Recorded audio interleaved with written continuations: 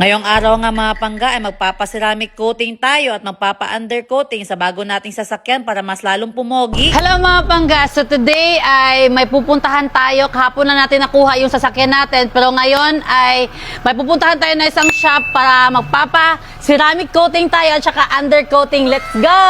Excited! Excited ako.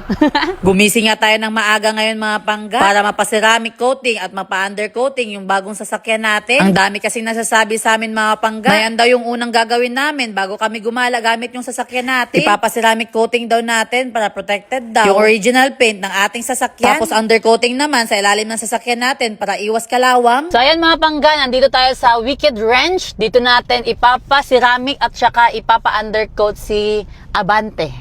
Sa mga gusto palang magpagawa, located lang pala sila sa Crossing Timog, Tagum City, front lang ng Gas Island. Madami din silang in-offer na services dito mga pangga. Mag-message lang kayo sa page nila kung gusto nyo mag-inquire. At kahit bago pa talaga yung sasakyan natin mga pangga, hindi talaga kami nagdalawang isip. May pa-ceramic at undercoat ito. Yun kasi yung isa sa pagkakamali namin sa unang sasakyan natin na si Abante. Nung una kasi nagtataka ko kung bakit sobrang hirap tanggalin nung mga dumi na dumidikit sa sasakyan natin. Lalong-lalo na yung mga tumatalsik na mga spalto sa sasakyan natin. Yun pala nahihirapan tayo sa pagtanggal mga pangga. Kasi nga nung una hindi natin napaceramic si Abante. Sa pagkakaalala ko mga pangga, after 1 year pa natin napaceramic si Abante. Kaya naman hindi natin uulitin yung pagkakamali na yun sa bagong sasakyan natin. Pagdating nga natin mga pangga, yung unang ginawa nila sa sasakyan natin ay kinarwash nila. Minake sure talaga nila mga pangga na walang dumidikit na alikabok or dumi sa sasakyan natin. Kahit sobrang bago pa, para mas pulido at mas maganda yung resulta ng ceramic coating at undercoating ng sasakyan natin. Medyo mapapagastos nga talaga tayo dito mga pangga pag magpapaceramic at undercoat tayo. Pero sabi nila mas mapapalis daw yung sakit ng ulo at gastos in the long run dahil mas mabilis matanggal yung mga dumi na dumidikit sa sasakyan at maiwasan na ang pagkalawang. Akala ko nga dati mga pangga, kapag nakabili ka ng sasakyan, yun na yun. Pero nagkamali pala talaga ako mga pangga kasi ang dami pa palang dapat gawin at tandaan pag mayroon kang sariling sasakyan. Pero syempre ngayon mas kailangan ko nang maging responsable para mas tumagal ng ilang taon itong sasakyan natin. Grabe mga pangga, motor at sasakyan pa lang yung inaalagaan natin. Pero parang may anak na tayo ba? Paano na lang talaga no kung totoong anak na talaga? Siguro mga pangga, mas magastos ba? Kaya namin?